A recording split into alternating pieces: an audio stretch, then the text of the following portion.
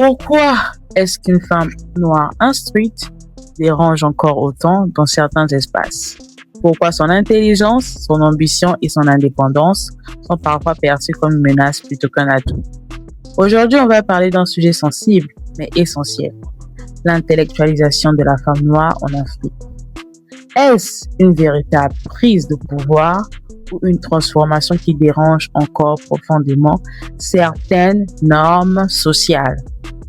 C'est Desti dans Desti Parle et je vous souhaite la bienvenue dans ce nouvel épisode.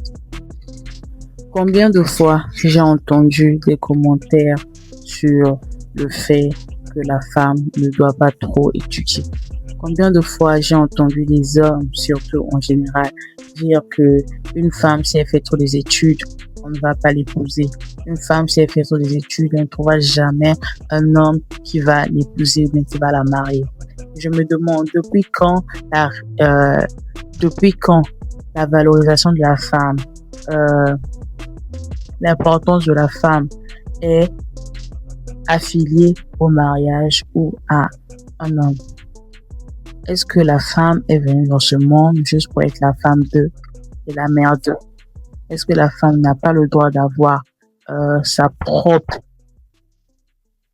identité sur cette terre, dans ces sociétés?